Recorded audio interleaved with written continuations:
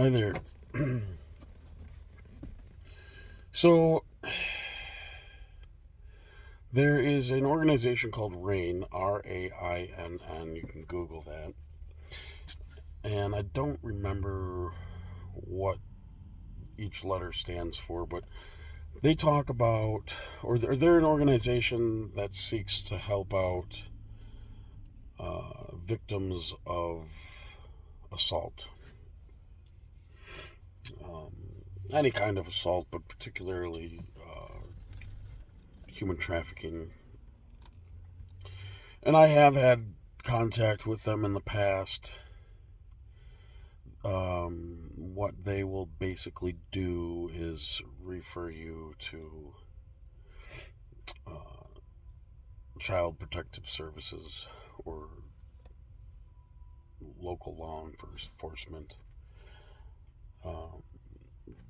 But I think what their purpose is generally is to buffer the transition from someone who is being trafficked to gaining help, because a lot of people don't just go get help.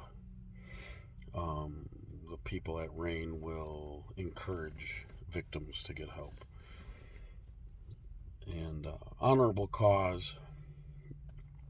We need more than that.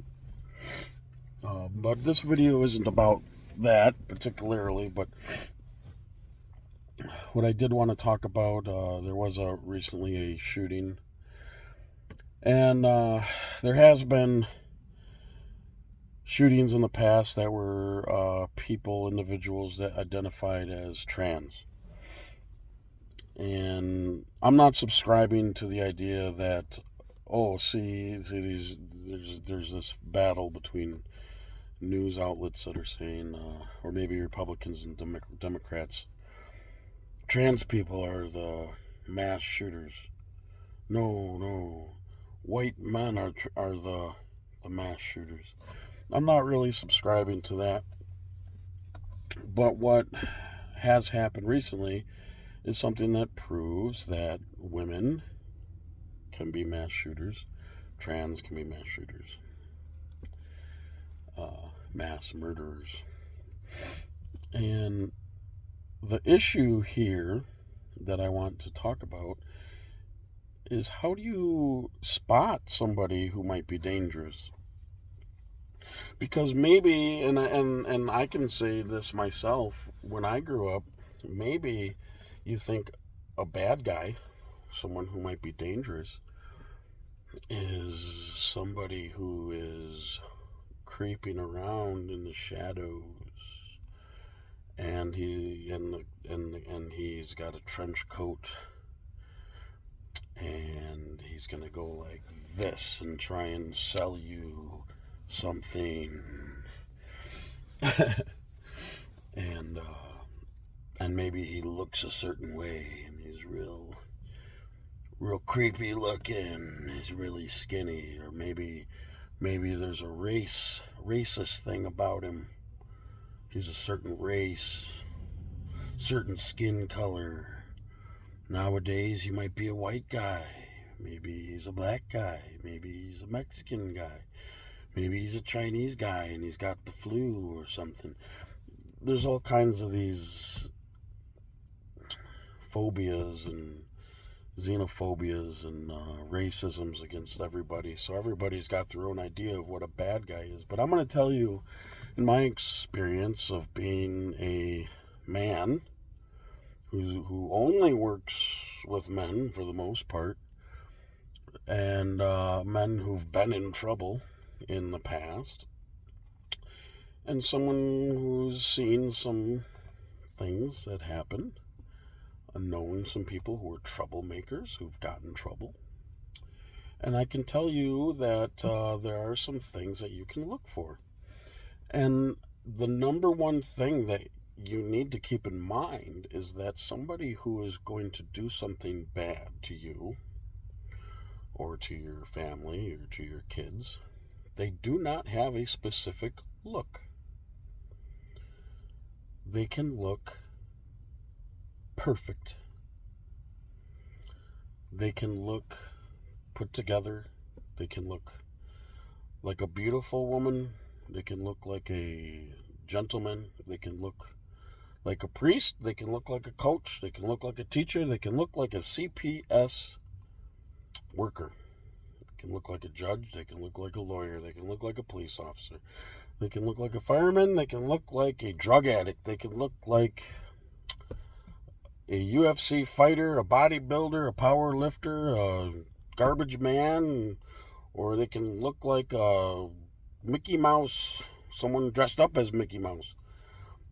There is no way to tell what they're going to look like, because people who do bad things don't look like anything in particular.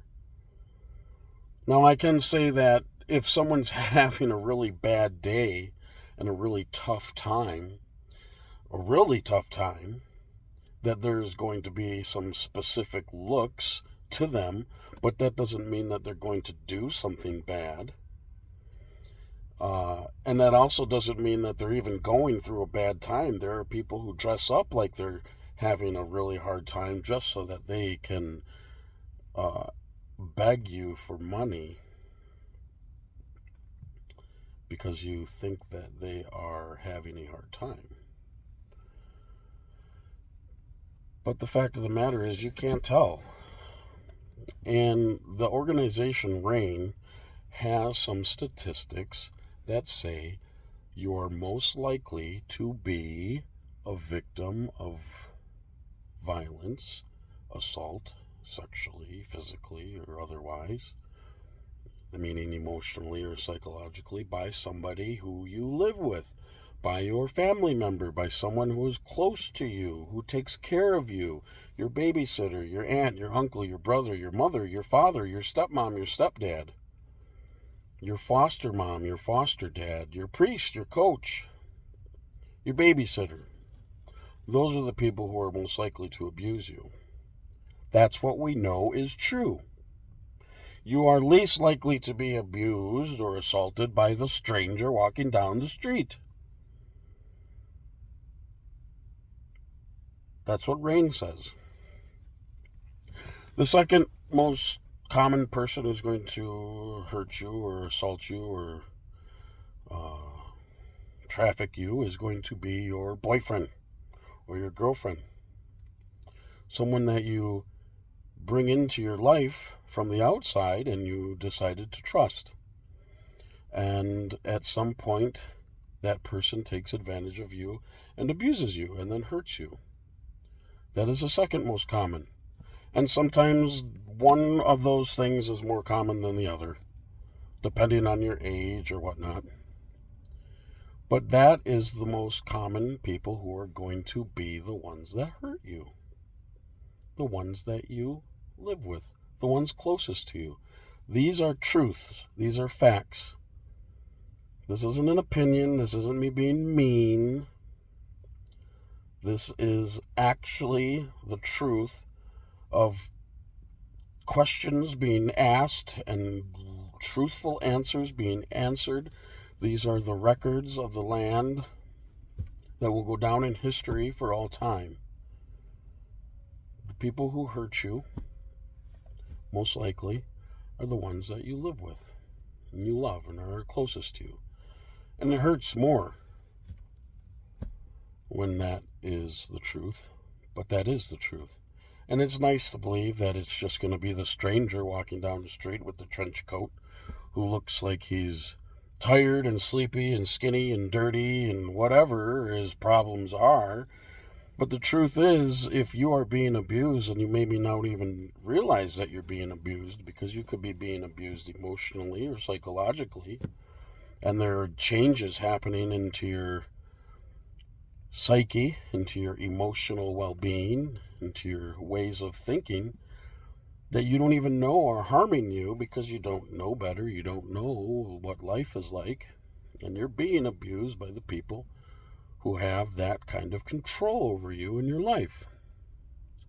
That is most likely happening if you are being abused. So that's what needed to be said on today's episode of The Bearded Dad.